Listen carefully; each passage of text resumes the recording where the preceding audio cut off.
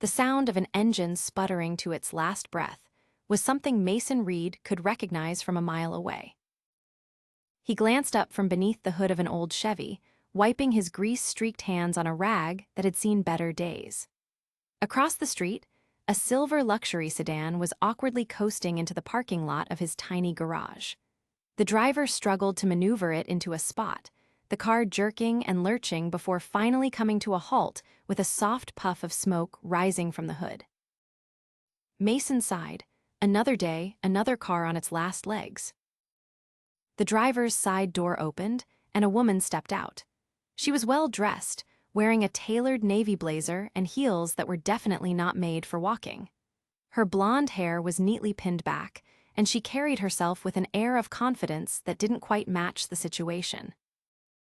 "Excuse me," she called out, her voice tinged with frustration but polite. "I think something's wrong with my car. It just stopped working properly." Mason nodded and grabbed a wrench from his tool belt as he approached her. "Let's take a look," he said simply. The woman watched him as he popped the hood and leaned over the engine, his experienced hands moving quickly to assess the problem. She hesitated before speaking again. "I'm sorry for dropping in like this without an appointment. I was heading to a meeting when the car started acting up, and this was the first garage I saw." "It's fine," Mason replied gruffly, though he couldn't help but notice how out of place she seemed in his modest shop. The woman looked like she belonged in a high-rise office, not a dingy mechanic's garage. As he worked, Mason couldn't stop the nagging worry in the back of his mind. Business had been slow lately, so slow that he was barely scraping by. The bills were piling up, and he'd had to let go of his only assistant last month. Every job he took on now was critical to keeping the lights on and food on the table. "How bad is it?" the woman asked, interrupting his thoughts. Mason straightened up and wiped his brow. "Your alternator's shot, and the battery's on its last leg. You're lucky you made it here at all." The woman frowned. "How long will it take to fix?" "Depends," he said. "I'd need to replace the alternator and the battery. I've got the parts, but it'll take a couple of hours." "That's fine," she said, a hint of relief in her voice. "I can wait here." Mason hesitated. About the cost. The woman's expression faltered for just a moment before she quickly masked it with a polite smile. "Could you give me an estimate?" He did some quick math in his head. Parts and labor, around $450. Her face tightened and Mason noticed her grip on her purse. "Oh," she said softly, "I see." It didn't take a genius to figure out that something was off. Maybe she wasn't as well off as she looked. Maybe she was in a bind. Mason didn't press her on it, but the way she avoided his eyes told him enough. "Listen," he said, surprising himself with the words as they came out of his mouth. "I'll take care of it. No charge." The woman blinked, clearly caught off guard. "What? No, I couldn't possibly." "It's fine," Mason said firmly. "You're in a tough spot, and I've got the parts here anyway. Just consider it my good deed for the day." She stared at him, her blue eyes searching his face for any sign of insincerity. "You don't even know me," she said quietly. "Don't need to," he replied, already turning back to the car. "Besides, cars breaking down at the worst possible moment happens to the best of us." For a moment, the woman said nothing. Then, in a softer tone, she said, "Thank you, that's incredibly kind of you." Mason shrugged it off, though he could feel the weight of her gratitude. "Why don't you take a seat inside while I work? There's coffee in the corner, though I can't promise it's any good." The woman smiled faintly, and for the first time, she looked less like a polished executive and more like someone who was just trying to get through a rough day. "I appreciate it," she said before heading into the small waiting area. Mason got to work, pushing thoughts of his own troubles to the back of his mind. As he replaced the alternator and installed a new battery, he couldn't help but wonder about the woman. She seemed like she had it all together, but something about her reaction to the repair cost didn't sit right. By the time he finished, the sun was beginning to dip below the horizon, casting a warm orange glow over the shop. Mason wiped his hands on his rag and walked into the waiting area, where the woman was sitting with her phone in her lap, staring out the window. "All done," he said. She stood up quickly, her surprise evident. "Really? That was fast." "Like I said, it wasn't anything too complicated," Mason replied. The woman reached for her purse. "Are you sure I can't pay you something? Anything?" Mason shook his head. "I meant what I said, it's on the house."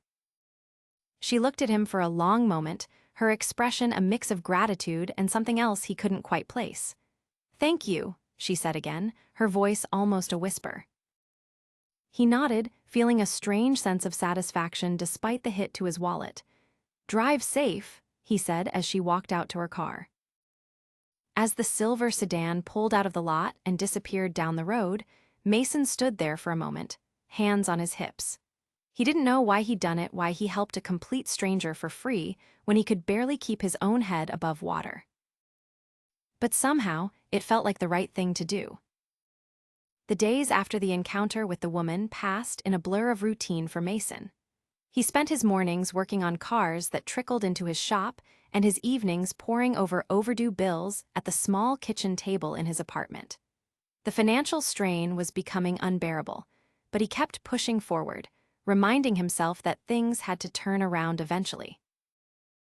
It was late on a Wednesday afternoon when a sleek black car pulled up in front of his garage. Mason glanced at it warily from his place under the hood of another vehicle. The car was spotless, the kind that didn't often show up at his modest shop unless there was no other option. The driver's door opened, and a tall, trim man in a crisp charcoal suit stepped out. His presence alone seemed to command attention, and Mason felt a twinge of unease as the man approached. "Are you Mason Reid?" the man asked, his voice calm but direct. Mason straightened, wiping his hands on his ever-present grease-stained rag. "Yeah, that's me. Can I help you?" The man extended a business card with a polished logo embossed on it. "My name is Daniel Hensley. I work for Ms. Evelyn Carter." The name didn't immediately ring a bell, and Mason's brow furrowed in confusion. "I'm sorry, who?" The man smiled faintly, almost as if he was expecting the question. "Ms. Carter was here a few days ago. Her car broke down, and you repaired it without charging her." Mason blinked, the memory of the woman in the navy blazer coming back to him. "Oh, right. Yeah, her alternator and battery were shot. She seemed like she was in a tough spot, so I helped her out. Why?" "Ms. Carter asked me to deliver a message and something else to you." Daniel reached into the inner pocket of his suit jacket and pulled out an envelope. He handed it to Mason, who took it hesitantly, his calloused fingers brushing against the fine paper. "What's this?" Mason asked, eyeing the envelope suspiciously. "I'm not at liberty to explain," Daniel replied smoothly. "Ms. Carter prefers to let her actions speak for themselves. She asked that you open it when you have a moment." Mason's eyes flicked back to the envelope, the weight of it heavy in his hands. Okay, thanks, I guess." Daniel nodded politely. "She also wanted me to convey her gratitude once more. She was very touched by your generosity." Before Mason could respond, Daniel turned and walked back to his car, leaving Mason standing in the middle of the shop, still holding the envelope. The black car disappeared down the road, and Mason stared after it for a moment, his thoughts racing. He finally looked back at the envelope, the edges crisp and clean against his grease-streaked palms. Curiosity and apprehension warred within him as he carefully opened it. Inside was a folded piece of paper and a check. Mason's heart skipped a beat as he unfolded the check and saw the amount written on it: $5,000. His hands trembled as he unfolded the accompanying note, written in neat, flowing handwriting. "Dear Mr. Reid, I wanted to thank you again for your kindness and generosity when I was in need. It's rare to encounter such selflessness in today's world, and your actions left a deep impression on me. I hope this small token of my appreciation can help ease some of the burdens you may be facing. With gratitude, Evelyn Carter." Mason stared at the letter, his mind struggling to process what he was holding. $5,000. It was more money than he'd seen in a long time, enough to catch up on his bills and maybe even buy some new equipment for the shop. But as grateful as he felt, a nagging question lingered in the back of his mind. Who exactly was Evelyn Carter?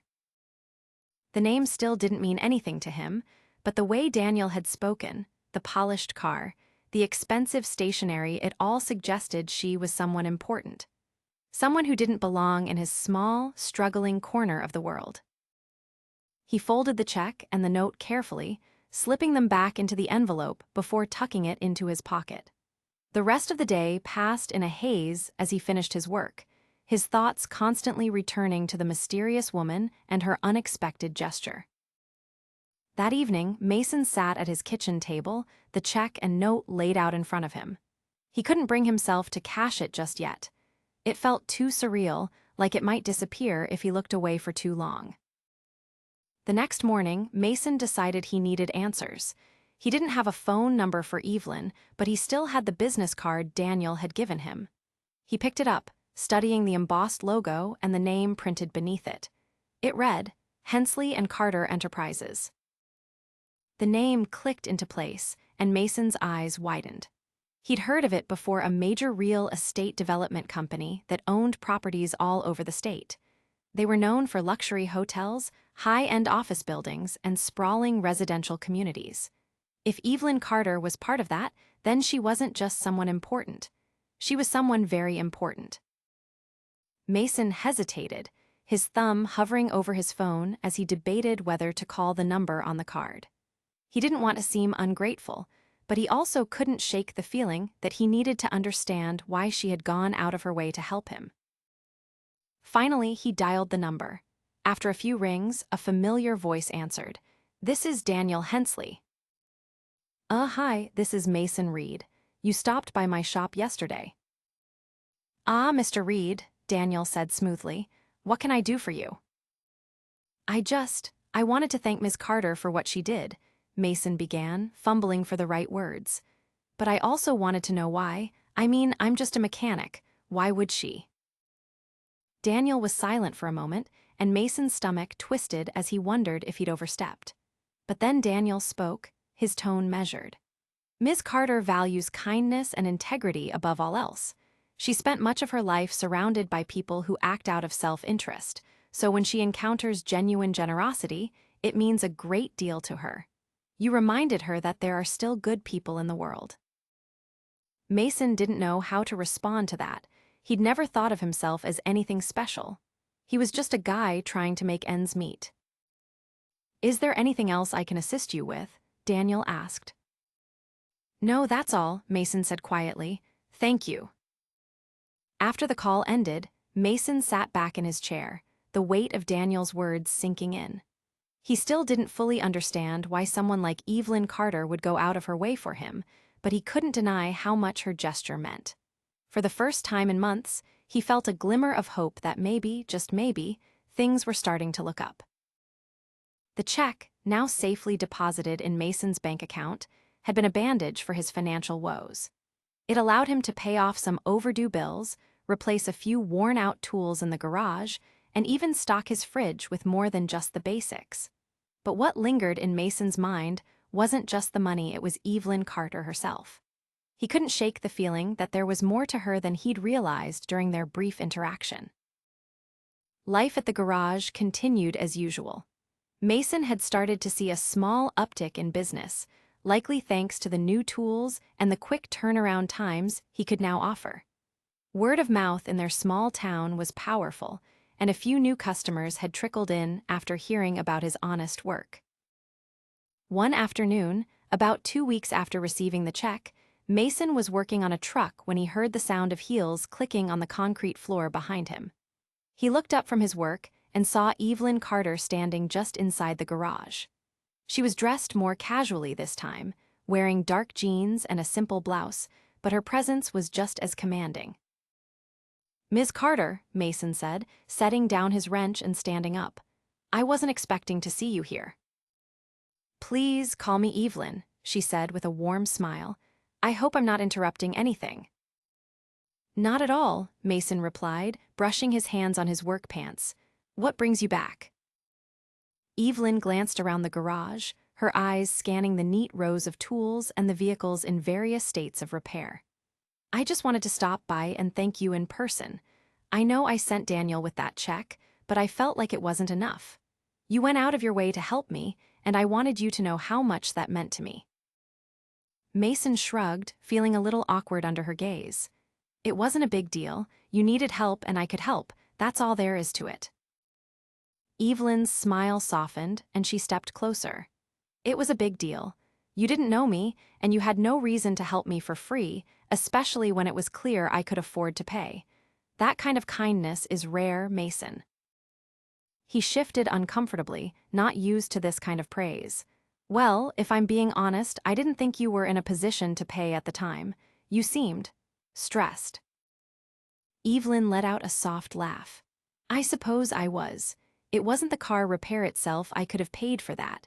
It was everything else going on in my life that day.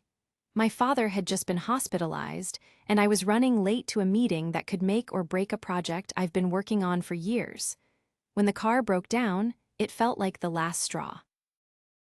Mason nodded, finally understanding the weight she must have been carrying that day. "I'm sorry to hear about your dad. How's he doing now?" "He's stable," Evelyn said, her expression brightening slightly. "He's a tough old man, and he's recovering well. But that day, everything felt like it was falling apart. Your kindness reminded me that there are still good people out there, even in the middle of chaos." Mason didn't know what to say. He wasn't used to being called a good person. He just did what felt right in the moment. Evelyn reached into her bag and pulled out a small envelope, holding it out to him. "I wanted to give you this as well. It's not money, don't worry," she added with a teasing smile, sensing his hesitation. Mason took the envelope and opened it carefully.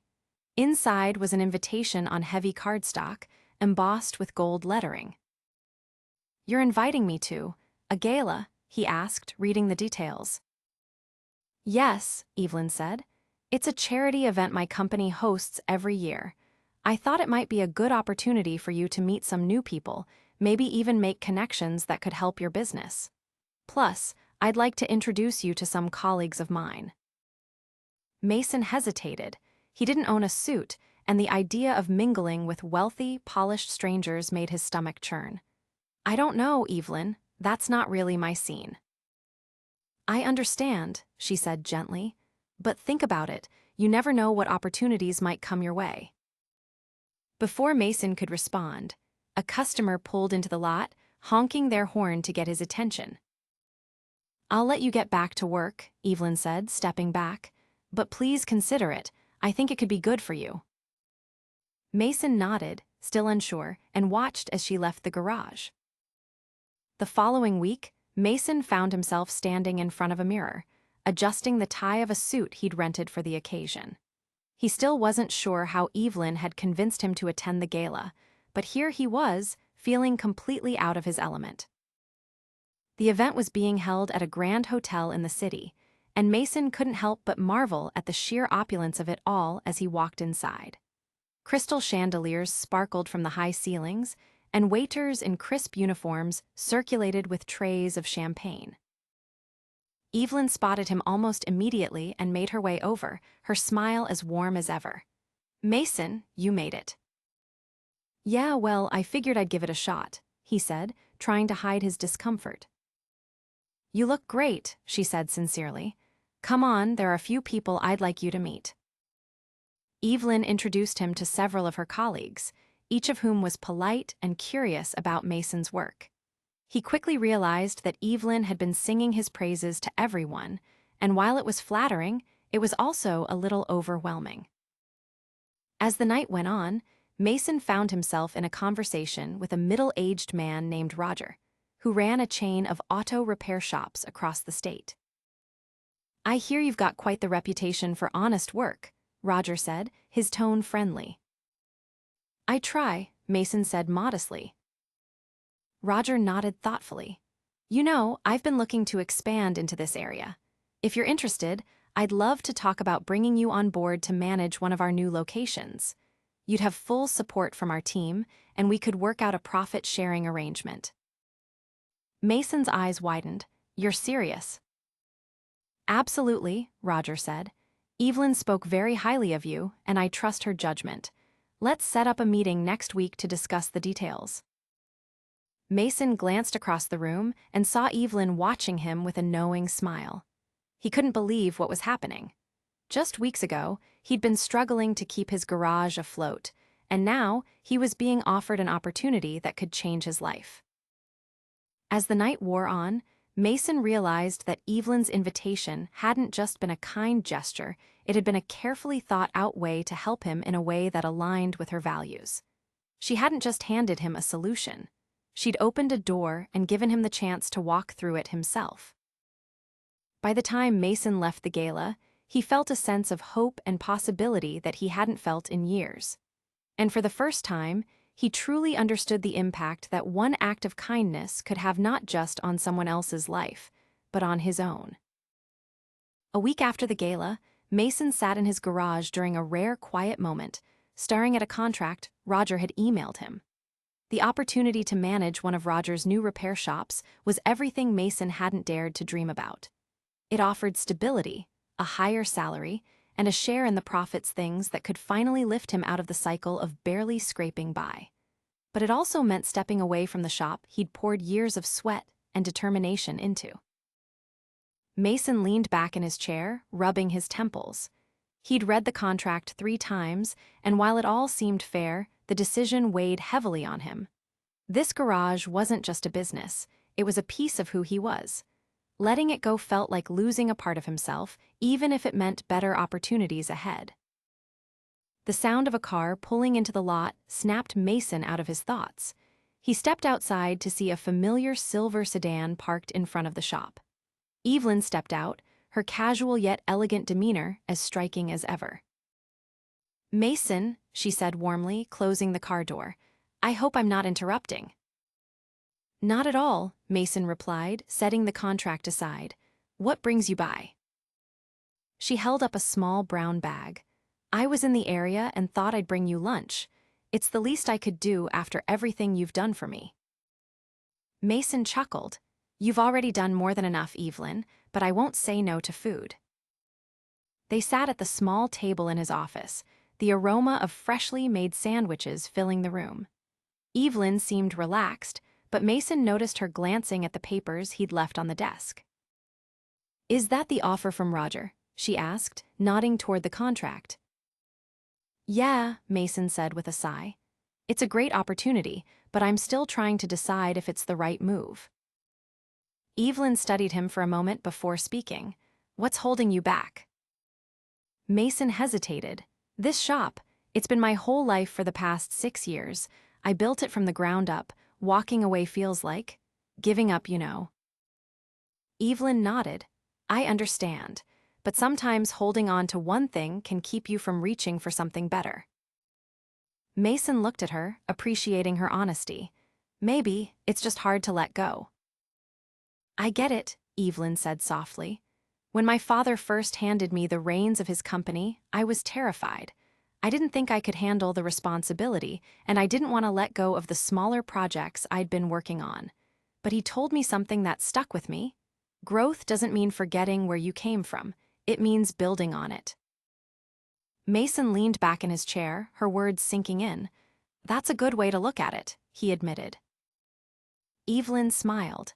"Whatever you decide, just know that you've got people rooting for you. You've made an impression on more people than you realize, Mason." He nodded, feeling a little lighter. "Thanks, Evelyn, that means a lot." As they finished their lunch, Evelyn's phone buzzed, and she glanced at it apologetically. "I need to head to a meeting, but I wanted to stop by and see how you were doing." "I appreciate it," Mason said, walking her to her car. Before she got in, Evelyn turned to him. "One more thing.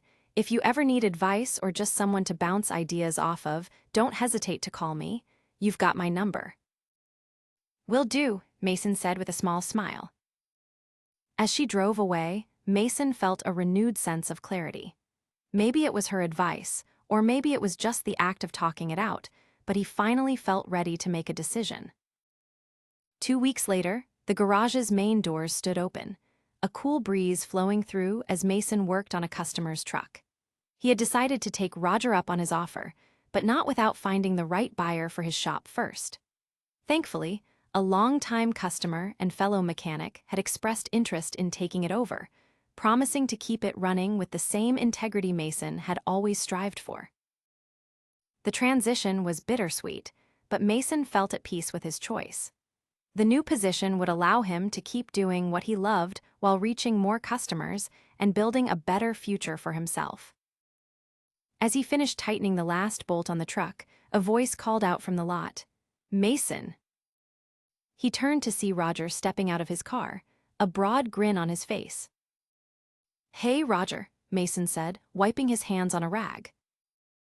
"Just wanted to swing by and see how things are going," Roger said. "You ready for the big move?" "Getting there," Mason said. "Still wrapping up a few things here, but I'm looking forward to it." Roger clapped him on the shoulder. "Good to hear. You're going to do great, Mason. I can already tell." As they chatted, Mason couldn't help but think about how much had changed in such a short time. He had gone from barely making ends meet to stepping into a role that offered not just financial stability, but a chance to grow and thrive. And it all started with a simple act of kindness. A month later, Mason stood in the new repair shop he was managing, the hum of activity around him a testament to how quickly things had taken off. The team he worked with was skilled and hardworking, and Mason felt a sense of pride in leading them. One afternoon, as he was reviewing some invoices, his phone buzzed with a text message. It was from Evelyn. "How's the new shop treating you?" Mason smiled, typing back a quick reply. "Better than I could have hoped. Thank you for everything." A moment later, her response came through. "Don't thank me, you earned it.